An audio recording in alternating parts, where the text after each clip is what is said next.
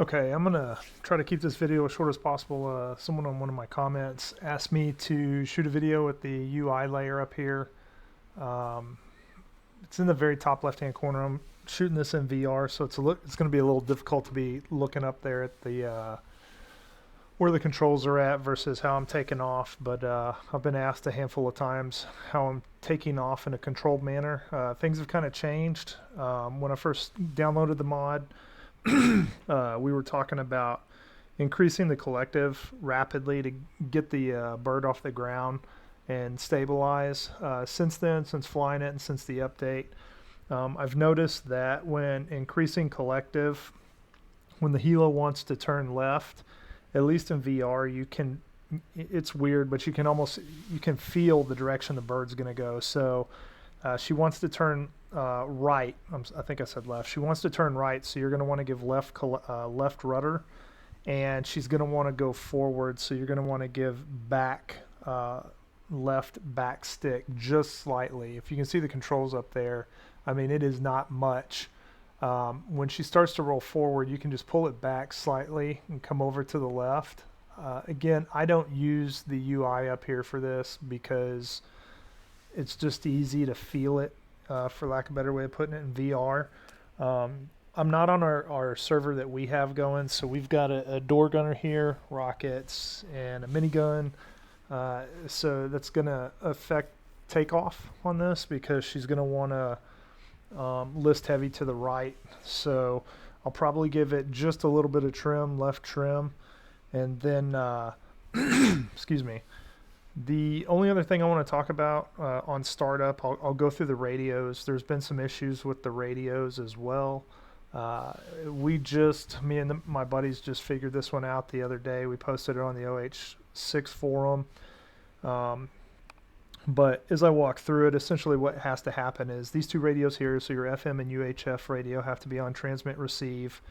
You got a volume knob here and a volume knob here. Those have to be turned up all the way. And then right here you can see the these two intercom, I'm assuming that's what INT means, but these two radio panels here, by default everything's on up here, which is good. The volume on this is going to go all the way to the right, volume here all the way to the right, and this is the kicker. These two that are in the down position, both these have to be up in order to use SRS and have the radios turned on in game. Now channel 1, so we'll zoom in here. Channel 1 there that's down is going to be your FM radio right there, and channel 2 is going to be UHF. So for both of these to work, you're going to want FM on push to talk and UHF on transmit receive.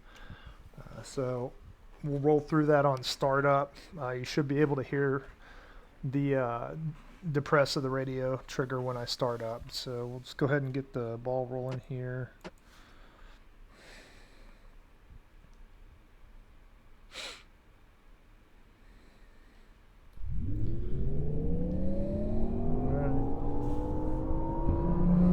I've said it before, takeoff, landing, controlled flight with this helicopter. I keep seeing comments over and over about it being twitchy, hard to control. The best way I found to control this is find a good position for your collective when you're in forward flight, and leave it there and use your stick to bank left and right to adjust altitude. So it should just be micro movement on your collective when increasing or decreasing altitude with this helicopter. I typically fly at treetop level and try to mimic what the aircraft was actually used for during the war, during Vietnam, but once you get used to it and you get the feel for the helicopter, it's kind of like learning everything else in DCS. You look back and go, I don't know how it was all over the place. So you can see as I increase throttle, she wants to turn right. I always try to just kind of balance the rudder pedals to keep her stationary. Now if I go neutral, she still wants to go left. So at this point, I'm not going to jerk the collective up. I'm going to start giving collective. And I'm bringing her up slowly instead of bringing it up quickly. You're going to start to see her want to move right. So we're going to start coming back to the neutral position on the see her moving. At this point, I'm going to give it just a little bit of trim to the left. You can see where my rudder pedals are. Those are going to shift to the left once I start to lift off. We're going to go back here. So you can see right there, that's neutral. You can see where I trimmed. So all I'm doing right now is back on the stick. Hopefully that's VR's picking it up. So let's see if I'll put my foot in my mouth and take off. So I can feel the helicopter wanting to go back, which means I'm pulling back too much. It's very fine movement here. I'm slowly increasing collective. She's wanting to roll to the right, so we're airborne at this point. We're just kind of rocking the stick a little. Collective is in the same position, right? Here we are, boom. Give it a little more collective so we can clear these barrels. You can see where I'm sticking right now, roughly. It's kind of hard to keep it steady looking up there at the UI. So what I'll do is I'll transition into a slow forward flight here. Still not moving the collective, still kind of keeping left rudder stick back out or aft left.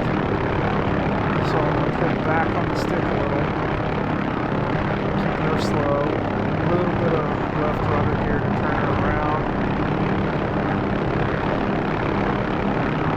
And I just realized I forgot to turn the radios on. We'll do that when I touch it. Circle back around here to this last pad.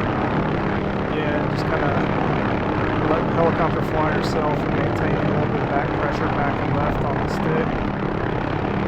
Very, very micro transitions on the collective.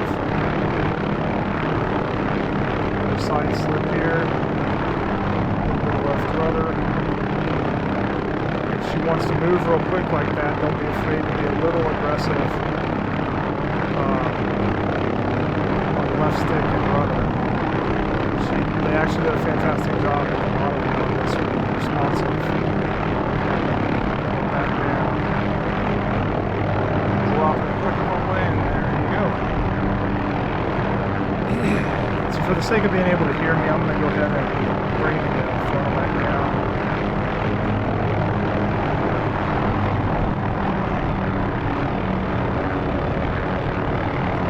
I don't know in the real helicopter, like when so if you watch like the runners when they're in neutral, she still wants to rotate to the left and eventually stops.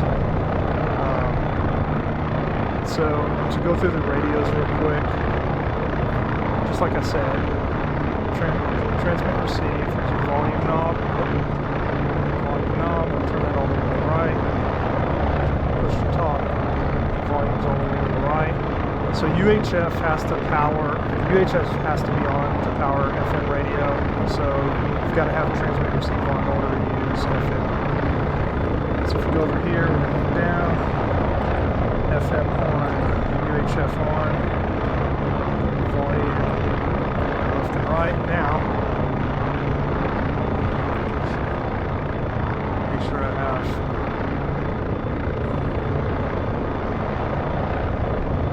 I didn't prep this, I had to select the profile for SRS.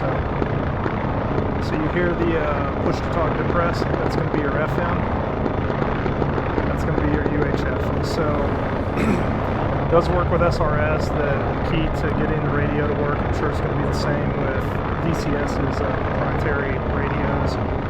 Make sure radio 1 and 2 are on, make sure your volume knobs are turned up, transmit and receive, volume's turned all the way to the right, push to talk, volume's all the way to the right. Just for the sake of testing, just go to 252, and we'll go to channel 31. There you go, it works fine.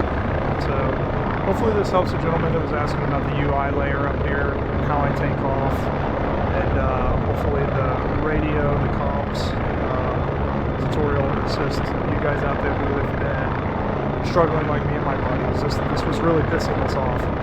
For the life of us, we couldn't figure out that we needed to have these 2 buttons on and the volume turned up.